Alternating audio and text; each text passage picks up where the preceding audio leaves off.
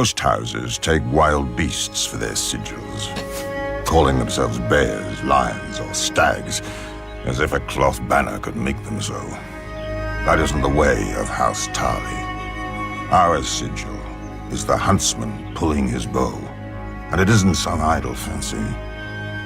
As soon as a son of House Tarly can hold a spoon, he gets a bow.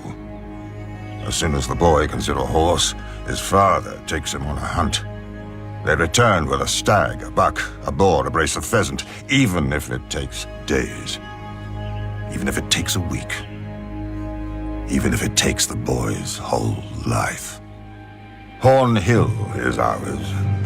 A fitting home for one of the oldest and most honorable families of the Reach. Legend has it that Harlan the Hunter and Herndon of the Horn, two sons of Garth the Greenhand, raised the castle in the Age of Heroes and shared a home and a wife for 100 years. Most of the great houses spout such nonsense about their origins.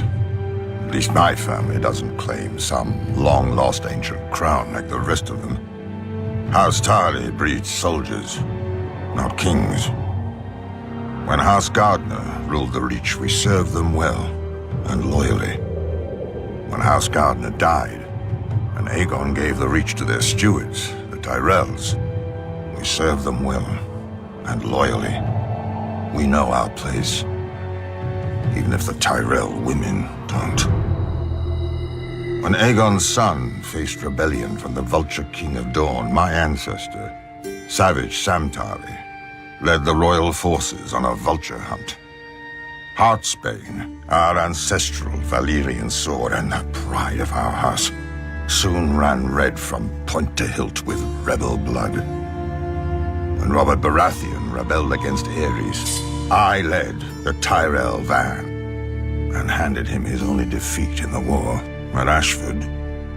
But a hunter knows that a moment's slip can cost him the game. Great houses have fallen from a single weak heir.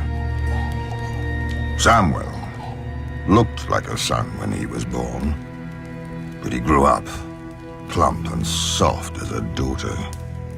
I'd catch him in the kitchen shoving cakes into his ever-growing mouth, or reading in the garden when he was supposed to be training. I brought masters at arms from all over Westeros to make a man of him. He slept in chainmail, bathed in bull's blood, was dressed in his mother's clothes and paraded through the castle to shame him into valor.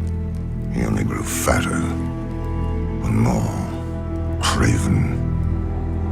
I despaired of the future of our house until my wife gave me another boy, Dickon, a real son and worthy heir. Or he would have been, if Sam wasn't squatting in his way. One morning I had Sam brought into the woods outside the castle.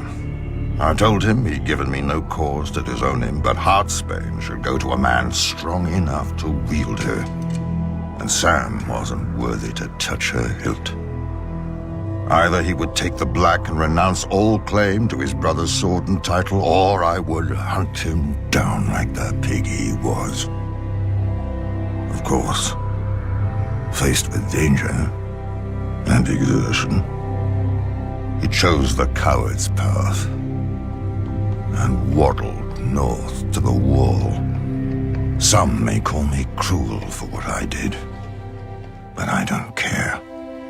I am responsible for House Tarly, as my father was before me and his father before him.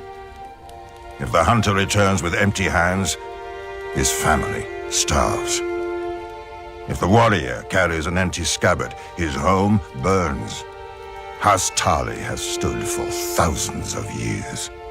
It will not fall on my watch, no matter how many tears my family sheds.